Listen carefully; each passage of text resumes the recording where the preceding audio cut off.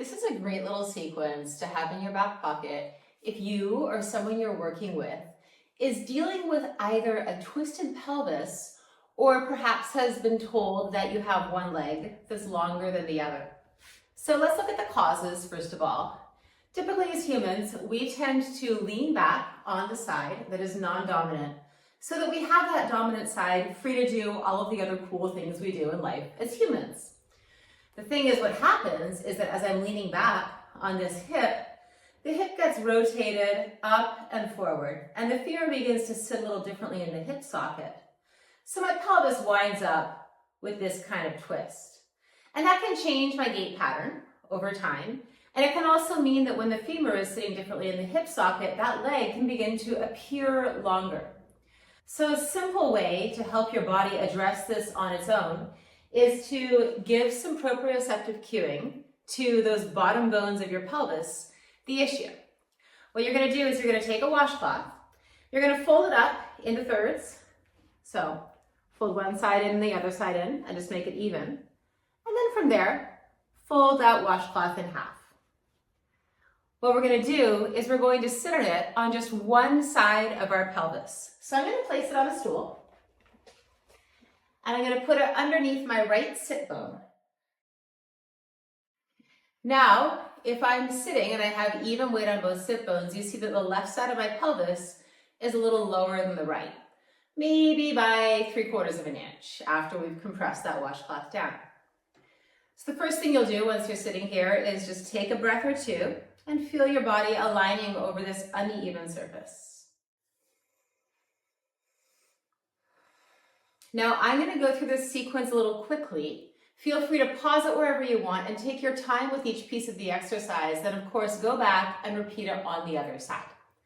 The first exercise is going to be simply to lift up that left sit bone and then put it down about 10 times. And an easy cue to keep your spine straight is to press the top of your head up into either your hand or your forearm. That gives the top of your spine a little bit of feedback, and you can start to isolate the movement in the pelvis as opposed to taking it further up the spine and creating a side bend out of this motion. So you're just feeling the butt muscles pick up that sit bone and then reach it down. You're also feeling muscles like your quadratus lumborum and your external obliques contract and release.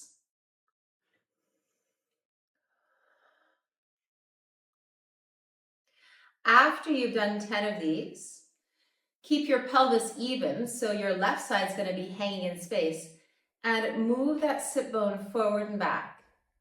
Again, about 10 times. Go as far as feels good while making sure that you're using the muscles of your pelvis as opposed to using your leg muscles or your upper hip muscles to move that sit bone back and forth. As you do the motions on the left side, you continue to ground on the right and keep your spine upright.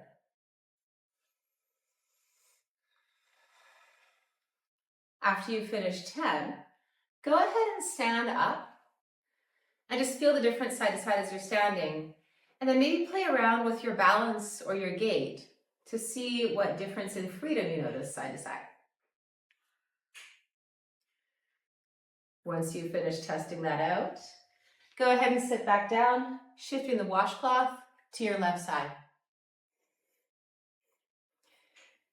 You'll repeat the entire sequence on your right side, breathing in center, and then lifting that hip bone up and down 10 times,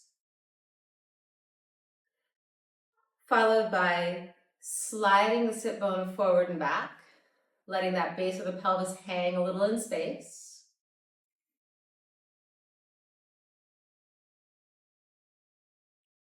And then once you've completed this side, try this final closing sequence to bring it all together. Unfold the washcloth by half, so now you just have one long set of thirds. You're going to sit right on top of it. So it's in between your sit bones, and if you rock forward, you can feel your pubic bone pressing against the towel. If you rock backwards, you can feel your tailbone pressing against it. Technically the washcloth, not the towel. Lift your spine up and grip the washcloth slightly, and then just tip forward and back about 8 times. Keep your head reaching up. So again, not moving your spine, but just isolating motion in your pelvis, freeing things up as they reorganize, and continue to stay aware of the inside of your ischium, your sit bone, holding onto that washcloth. After 10, take your hands behind yourself and press them on the stool to lengthen the base of your pelvis. And do some foot slides forward.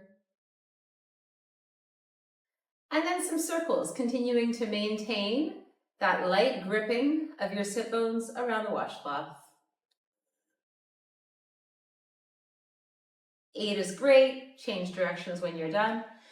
And finish with just a few spinal waves to top it all off nicely.